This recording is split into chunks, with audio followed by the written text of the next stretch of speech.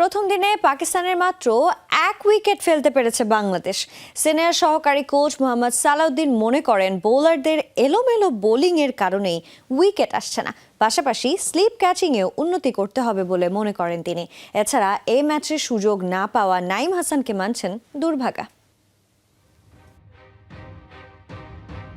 পাকিস্তানের বোর্ডে যখন বিনা উইকেটে ১০০ পেরিয়েছে, ওভারের খাতায় মোটে ২১।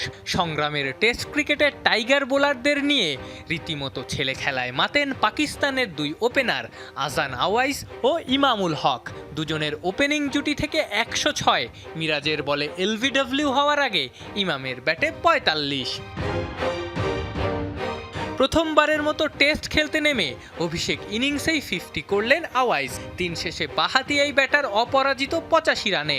আরেক অভিষিক্ত আবদুল্লাহ ফজল নট আউট ৩৭-এ। দিনের শুরুতে যেখানে পাকিস্তানি বোলাররা ১১২ রানেই বাংলাদেশের ৬ উইকেট তুলে নিল, তাসকিনদের এখানে রীতিমতো সংগ্রাম করতে হচ্ছে। সমস্যা কোথায়, স্কিলে নাকি উইকেটে? সকালবেলা পাকিস্তান আসলে ভালো বল করছে, অনেক রান করাটা অনেক কষ্ট ছিল। সেখান থেকে আমি মনে করি আরেকটা সেশন ব্যাটিং করতে পারলে আমাদের জন্য ভালো হতো।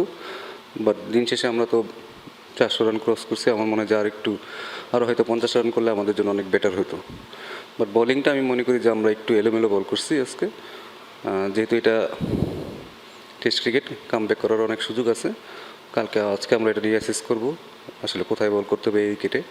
সফররতদের ব্যাটিং লাইন আপে বেশ কজন বাঁহাতি, তবুও একাদশে জায়গা পাননি নাইম হাসান।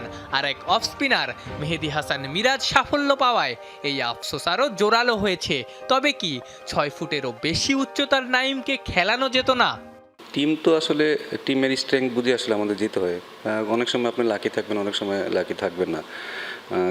কারোর জন্য তো আসলে কাউকে সুযোগ করে দেওয়া হচ্ছে, আমার কাছে মনে হয় যে সে সেটা আর্ন করে কিনা সেটাও বেটার। এবং টিমের আসলে আমাদের টিমটা আসলে আমরা অনেক সময় পারি না করতে, অনেক কিছু অনেক কারণ আমাদের টিমের ব্যালেন্সটাও দেখতে হয়।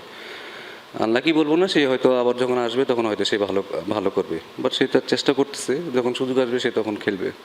উইকেট এখনও প্রথম দিনের মতোই বলে মনে করেন সিনিয়র সহকারী কোচ। তার মতে চিন্তার কারণ নাই, এখনও বাংলাদেশ প্রায় ২৫০ রানে এগিয়ে।